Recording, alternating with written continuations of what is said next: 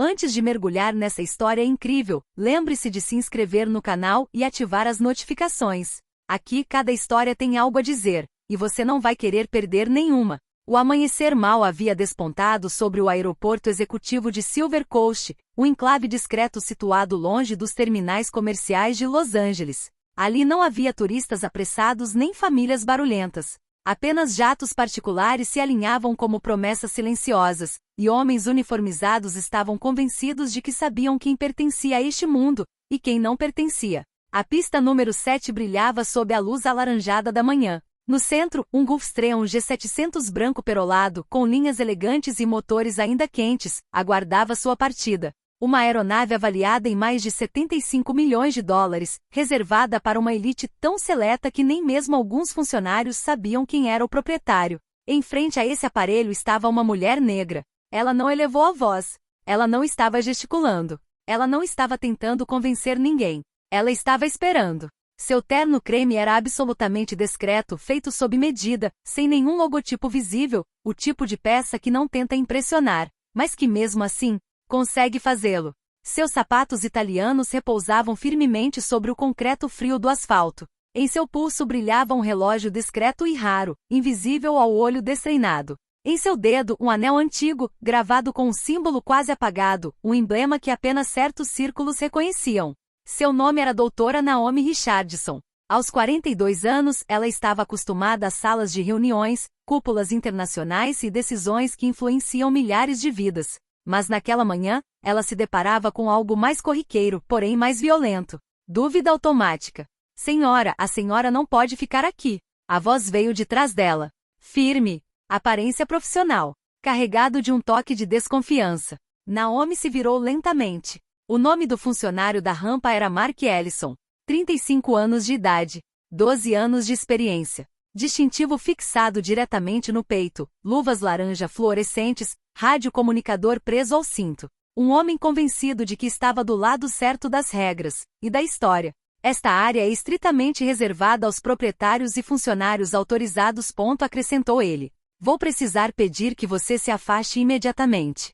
Naomi tirou os óculos de sol calmamente. Seu olhar era firme, claro, sem raiva. É o meu avião, respondeu ela simplesmente. Seguiu-se um breve silêncio. Então, uma risada abafada. Mark balançou a cabeça, divertido apesar de si mesmo.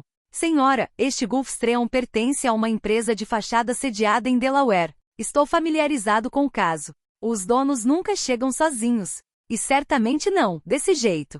A expressão assim pairava no ar, carregada de significado. Ao redor deles, a atividade diminui imperceptivelmente.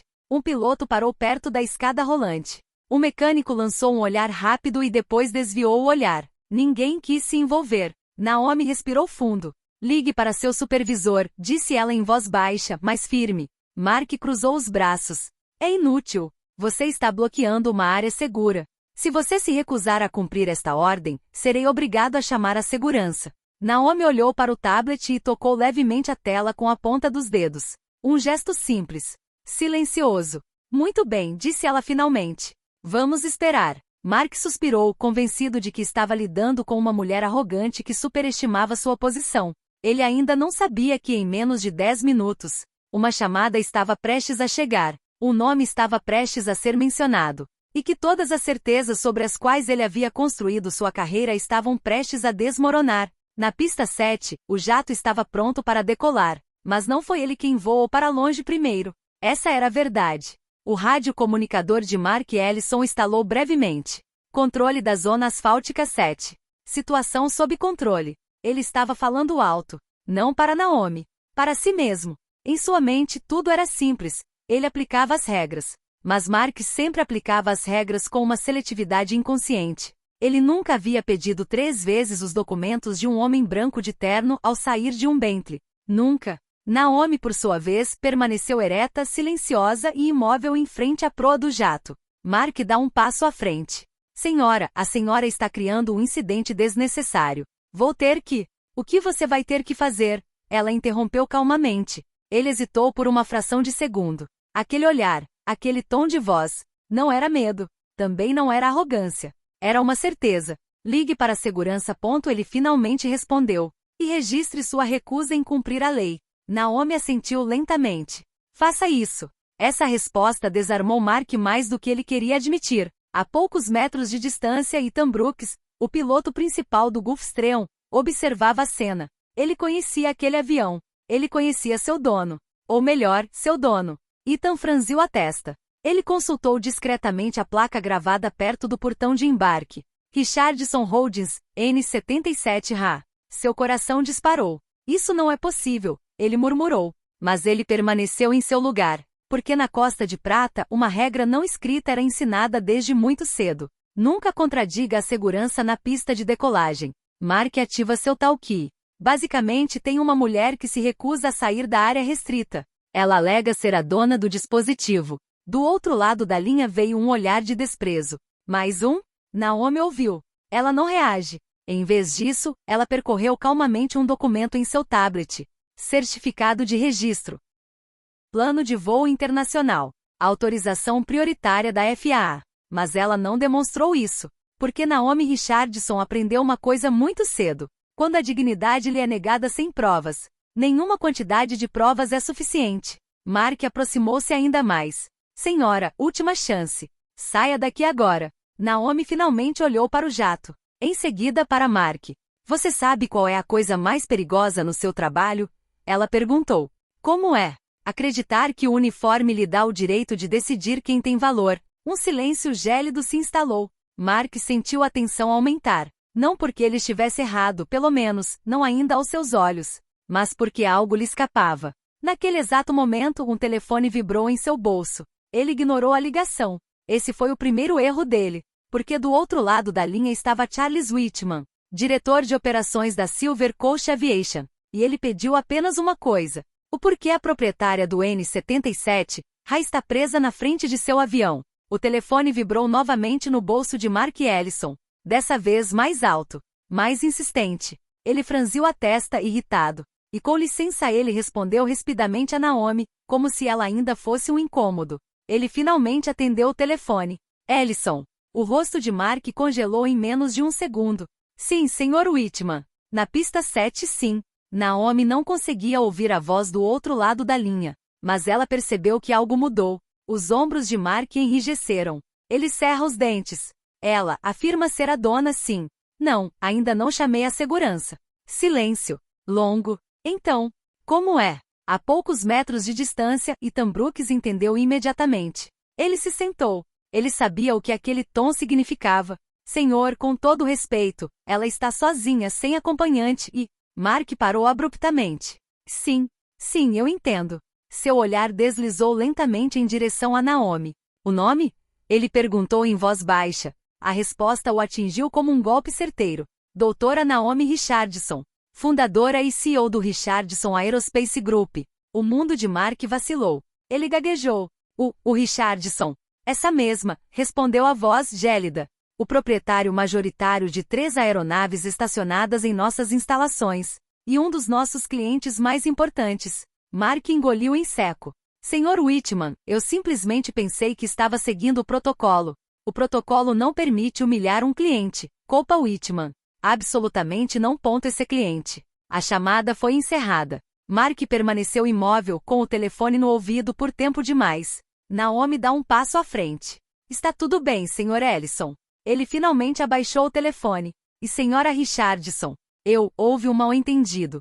Não, respondeu ela calmamente. Havia uma suposição. O ar ao redor deles parecia mais pesado. Os funcionários agora observavam a cena abertamente. Ethan Brooks aproximou-se com voz respeitosa. Dr. Richardson, a aeronave está pronta para decolar. Estávamos aguardando sua autorização. Mark virou-se abruptamente para ele. E por que você não me contou nada? Ethan sustentou o olhar dela. Porque não era minha responsabilidade corrigir um abuso. Mark sentiu algo se quebrar dentro dele. Naquele instante, um carro preto com vidros fumê parou perto do asfalto. Um homem de terno cinza surgiu rapidamente.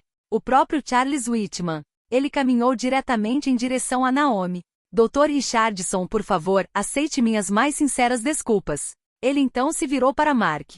Ellison, me dê seu distintivo. Mark Blemey. Senhor, eu estava apenas fazendo o meu trabalho. Whitman tem a taça de rede. Sua função não é julgar quem merece ter acesso. Trata-se de verificar. E você falhou. O distintivo caiu na mão de Whitman. Um som final e nítido. Naomi observa a cena sem triunfo. Sem sorrir. Não é a sua punição que importa, disse ela suavemente. É isso que você fará depois de entender por que isso aconteceu. Mark permaneceu paralisado. O próprio jato foi se iluminando lentamente por dentro, pronto para começar. Mas para Mark Ellison, a viagem acabará de chegar ao fim. O asfalto havia voltado ao seu ritmo normal. Os motores zumbiam ao longe. Os funcionários retomaram suas funções, como se nada tivesse acontecido. Mas para Mark Ellison, o mundo havia parado. Ele estava sozinho perto da barreira de segurança com as mãos vazias, no local onde seu crachá havia sido arrancado alguns minutos antes. Sem uniforme oficial, sem autoridade, sem voz. Ele olhou para o Gulfstream N-77H, a escadaria se desdobrou lentamente. A doutora Naomi Richardson embarcou sem olhar para trás. Sem arrogância. Sem vingança. Apenas uma dignidade intacta. Dentro do jato, Naomi sentou-se junto à janela. Couro leve, silêncio reverente, o cheiro familiar de metal e promessas. Mas ele não estava concentrado na viagem. Ela lembrou-se de sua mãe. Uma enfermeira brilhante, rejeitada por hospitais privados durante anos. Para seu pai, um engenheiro aeroespacial, ele era frequentemente confundido com o técnico que supervisionava.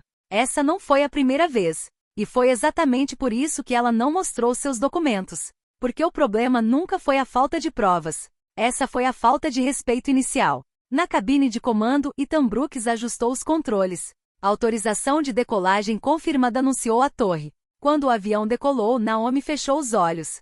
Sem alívio. Sem vitória. Só uma pergunta que me incomoda. Quantas outras pessoas jamais receberiam essa ligação que salva vidas? Na pista de decolagem, Charles Whitman aproximou-se de Mark pela última vez. Você será convocado pelo Departamento de Recursos Humanos. Ele disse isso sem raiva. Mas saiba de uma coisa, este não é um erro isolado. É um padrão. Mark assentiu lentamente com a cabeça. Ele finalmente entendeu. Ele relembrou todas as vezes em que deixou certas pessoas passarem sem verificar, e aqueles em que ele havia exercido controle excessivo sobre os outros. Não tive a intenção de ofender ninguém, murmurou ele. Whitman le fix. A intenção não elimina o impacto. Então ele foi embora. Mark permaneceu sozinho. Pela primeira vez em muito tempo. Ele se viu como havia se tornado. Um homem que confunde poder temporário com valor humano. Ele sentou-se num banco de metal com a cabeça baixa. O céu estava limpo. O jato agora não passava de um ponto distante. Mas o vazio que ele sentia era imenso. 2 semanas depois, uma sala de conferências sóbria na sede da Silver Coast Aviation foi palco de uma reunião incomum. Em volta da mesa, altos executivos, autoridades de segurança, e um lugar reservado para um convidado especial. A doutora Naomi Richardson entrou sem acompanhante, carregando sua pasta debaixo do braço. Imediatamente se fez silêncio. Não estou aqui para falar sobre Mark Ellison, começou ela. Estou aqui para falar sobre o sistema que tornou isso possível. Ela projetou uma imagem na tela. Números. Estatísticas internas. 83% das verificações aprimoradas dizem respeito a clientes não brancos. E, no entanto, a taxa de incidência é a mesma. Um murmúrio percorreu a sala. O problema, continuou ela, não é uma questão de segurança. É presunção. O CEO assentiu lentamente. O que o senhor propõe, Dr. Richardson? Naomi não sorri.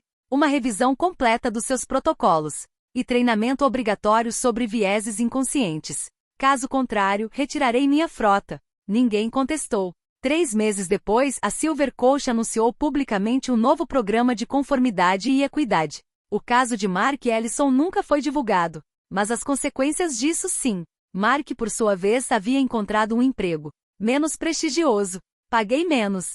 Mas ele havia concordado em fazer o treinamento. Não por obrigação. Por necessidade. Certa noite, ele escreveu uma mensagem que jamais enviaria. Eu não o julguei como cliente. Eu te julguei como uma exceção. E foi aí que eu falhei. A uma altitude de 10.000 metros, Naomi observava as nuvens passarem à deriva. Ela sabia de uma coisa. Ela não poderia mudar o mundo em um dia. Mas às vezes, basta recusar-se a ser humilhado. De modo que todo um sistema comece a tremer. E naquele dia, em uma pista de asfalto anônima, a verdadeira decolagem. Não se tratava de um jato. Era aquela que demonstrava dignidade.